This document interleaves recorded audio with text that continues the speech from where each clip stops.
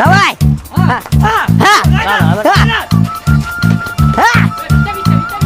Давай, Hormaylar. Biz ham futbol o'ynasak bo'ladimi? Bizni qishloqqa shahardan futbolchi bolalar kelib qoptimi?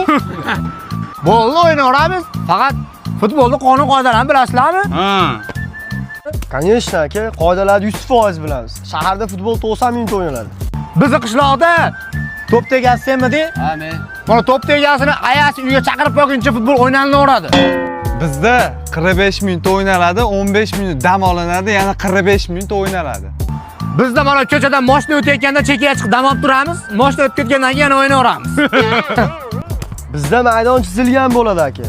To'p chiziqdan o'tsa out bo'ladi. Bizda to'p yo ariqqa tushib ketsa, yo qo'shni uyga o'tib ketsa out bo'ladi. Bizda to'p maydondan o'tib ketsa, uni olib kelib beradigan yordamchilar bo'ladi. Bizda to'p aqabaqa ketib qolsa, eng duq odamga aytamiz, o'sha olib keladi. Bor to'pni olib kel. Ey, To'p tegasi. Ha, yo'q. Bor, o'zi ham kilo to'p tegagan o'yinimiz bor-ku. Bizda o'yin tugasa hisob chiroyli bo'ladi. 2-1, 2-2, 3-2, 3-1.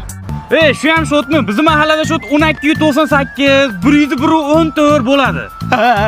Men qaqta uraman. Bizda jamoada kim o'ynashligini murabbiy hal qiladi.